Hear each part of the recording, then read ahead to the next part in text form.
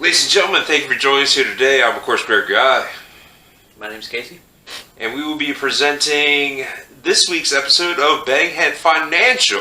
Now, what has been going on this week?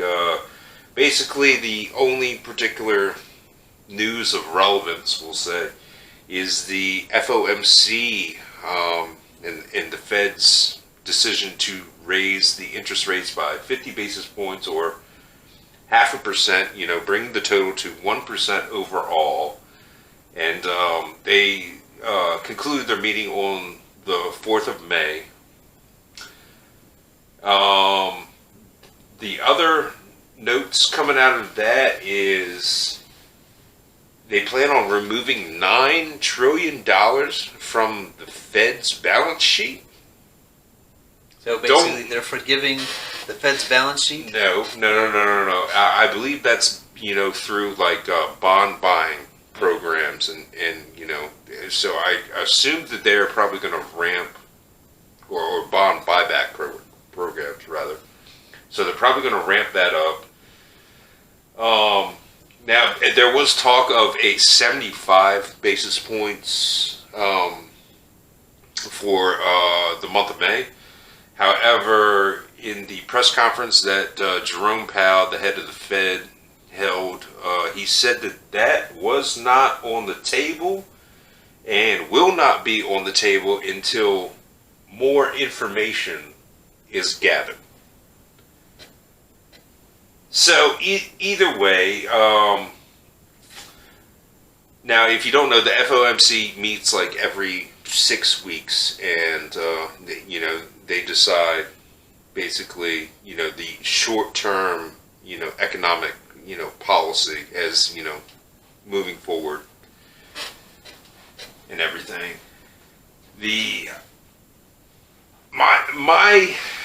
My issue is, because I actually watched the press conferences. This is the first time I actually watched one of these press conferences.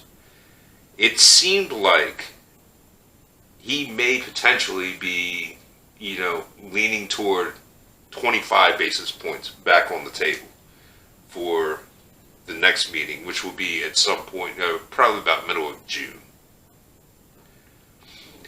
Now, it'll be interesting to see inflation numbers come out, because I think they're about a week and a half, 2 weeks out. So I'd like to see where those numbers are particularly at. But if it's up higher than the 8.5% it is now, and they go back to 25 instead of 50, we're in serious trouble. That's my opinion. You have any thoughts on that? Well, it seems like it's getting rough. It's only going to get rougher. At least when it comes to the economy, it's going to take years to recover. This isn't going to be you just don't shut down the country and disrupt everything that's happening and expect no consequences. Yeah, I mean, agreed. Yeah, I mean, we're basically, paying the price from, the old pandemic situation right now. Among other things. Among years and years and years of the government spending being out of control. Yeah, also $30 trillion of debt, and we increase the Fed rates, that also increases the debt by said percentage. Right. So, I mean, it's a bad situation all around. However, as I have stated many times, that we need the pain now in order to get inflation under control, or else everything, we're going to be in a full-blown like 1929 scenario. It's on the precipice. It's coming. So, I did a little bit of research into, the Fed chair, Jerome Powell, and the basic makeup of how everything generally works. So, The goals of the Fed. Let's start off with that. They want to make employment. So basically, they want low unemployment, high job creation. They want stable prices. So basically, they want the Trump regime back in power. We're going to touch on that in a little bit. And they want light, interest rates, or they want to keep interest rates in a moderate range. Right. So, I mean, a moderate range would probably be somewhere in the area of, either 0 or, maybe 1.5%. Because how it works is banks borrow money from the regional Federal Reserve banks, which in turn borrow money from the Federal Reserve, the one Federal Reserve. So all those interest rates and, money get passed down to the customer. So, like, we're at 1% right now. I probably should have looked this up, but I assume that, like, a mortgage rate is probably sitting at about 6% right now. Yeah, I'm not sure, yeah. It's just an estimate. I think it was like just a regular mortgage rate was about 4%. Right. And that was probably when it was either 0 or 0.25. And mine was lower because of the VA loan. Okay, so how does the chairman of the Fed come to be the chairman of the Fed? By pirate ship. No. Now, it should also be noted that the Fed is a private entity. However, their board of governors, we will say, they are appointed. By who? By politicians. Do they have to be? Is it like a federal court judge or something like that? I'm going to tell you how it happens. All right. So, the chairman of the Fed and the board of governors, they are appointed by the president of the United States of America. Okay. And they have to be confirmed by the Senate. Okay. They serve 14-year terms. Okay. And they cannot be terminated for their economic policies in those 14 years. They cannot be terminated. Cannot. Even if they're a complete failure, they cannot be failed. Cannot. Can the Senate remove their power? Now, I should clarify, that is for the board of governors. There are seven board of governor members, and one of those will be appointed to the chair, who the chairman of the board or of the Fed serves 4-year terms. Okay. They have to be reappointed every 4 years. And is that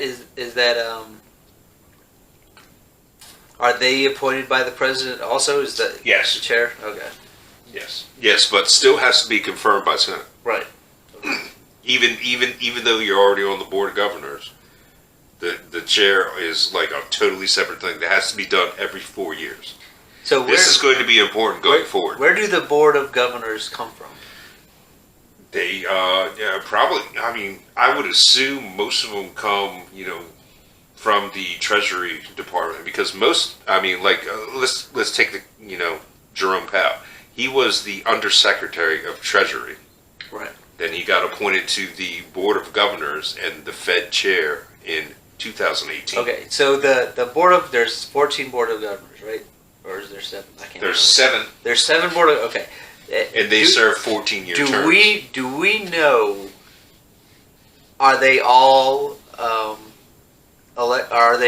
put in at the same exact time? No. They use like an alternate or I forget the exact, I guess, technical term for it, but it's kind of like stacked to where it's like, every couple years. Okay. You have to, reappoint somebody. So I didn't know if one president just had power over that for 14 years. You know what I mean? No. Yeah. It does not work like that. But more coming up. So the chairman of the Fed, in this particular case, Jerome Powell, is also the chairman of the FOMC board, which makes our short-term monetary policy. Basically, like our interest rate decisions, the bond buyback, quantitative easing programs, and everything. They set all of that policy. So basically, they are in a large part vastly responsible for the economy of the United States of America. Okay. And that the world as well, because we're generally been the driving force between the world economy for decades. Yeah, probably since World War II. Okay, I should also note that on the 4-year term thing is the Fed chair, and there's also a vice chair, which also comes from one of those pool of 7 appointed individuals on the board of governors. Okay. So, as of February 2022, there are only 4 members on the board of governors at this point in time. So why haven't we appointed more? Good question. Very good question. And also, it should be noted that Jerome Powell was appointed in 2018 by President Trump. Oh, no, he was confirmed, rather. Okay. In 2021, he was reappointed by President Joe Biden. And the Senate has not held a confirmation vote. His term ran out in February. So are we saying that our politics is so toxic right now that we can't even put the man in charge of the economy back in charge of the economy. So it's just being run by 4 random board members. Well, no. Jerome Powell is serving as chair pro tempore, is the phrase I heard, until his confirmation vote. Because the entire Senate actually has to be there and vote on this. Okay. But title it whatever you will, he's not actually the chairman of the Fed at this point in time. But he's still granted the powers, I'm sure. Yes. But yeah, he's kind of like acting chair. Right. Basically, but out of describe there's 7, so there's 3 missing board members as well. Yes, and that is a whole nother can of worms, because now you got 4 people instead of 7 making monetary policy decisions for the entire country. Okay. Do we know who they are? I don't know about you, but the difference between having 4 ideas and 7 ideas is a big deal. Right. You never know when you're going to strike gold. Right. So we have no idea why they haven't tried to appoint 3 other people, or is it just because the Senate will not allow them to be appointed? I do not know. I believe that probably goes to the toxicity of American politics nowadays. Right. That would be my assumption. However, it's. I really don't even know what to say on that, but it just seems like a terrible way to attempt to run a country. Now, as far as Jerome Powell goes, a couple of his very, very outspoken critics, will say, which I'm sure you will find interesting, are none other than AOC and Elizabeth Warren. So they have called for him to be removed as the Fed chair. We're going to take the advice of the 2 dumbest people in the in American politics. That's an opinion. So It's an opinion, huh? All right. I mean, I'm not gonna say they're the dumbest, all right, but they're pretty low.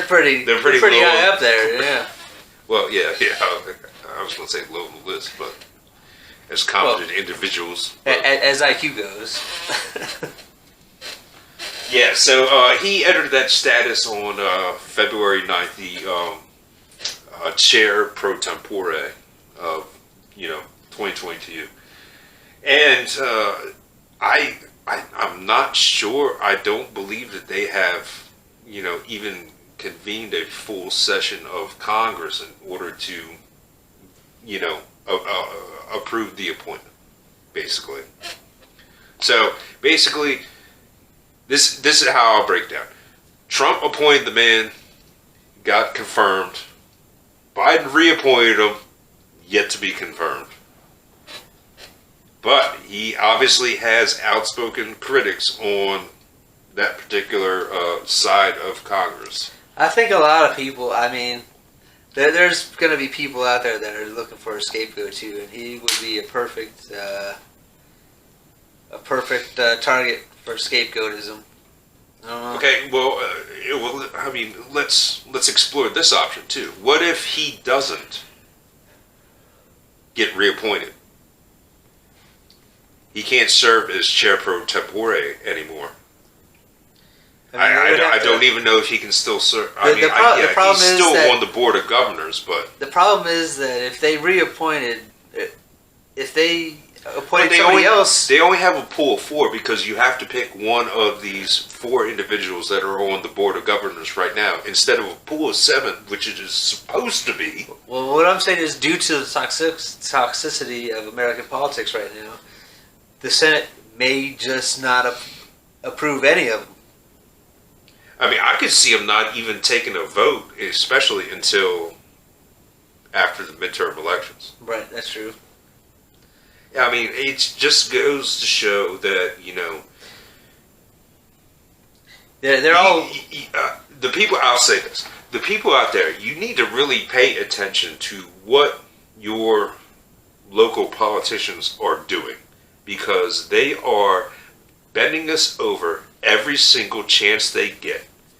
Okay? There is a reason that they unanimously passed a bill to increase their pay by 21% this year.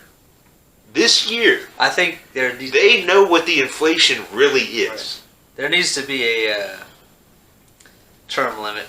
There definitely needs to be a term limit on how many times a person in the House and the Senate can serve. I've been saying that for a long time. That's one of the major root issues. Yeah, agreed. So, like I said, I started, doing some research on the Fed and the Fed chair and everything. I found all this interesting information. I just felt the need to share it. Right. So... Well, the more people know, the better choices they can make. And on top of that, I haven't heard about this from anywhere. Right. I don't think anybody's talking about the fact that the chairman of the Fed isn't really the chairman of the Fed. And there's only 4 instead of 7. See, it seems like a clusterfuck to me. I don't get it. But anyway, there we go. We'll go ahead and end it there. That's Banghead Financial for this week. A lot of... I think the next couple of months are going to be very, very depressing. I hate to say it, but I just don't see any good coming here in the short term. No. Get your pitchforks ready, boys. Fair enough. Ladies and gentlemen, I'm of course Gregor Guy. My name's Casey. And everyone out there watching, try and enjoy the rest of your day.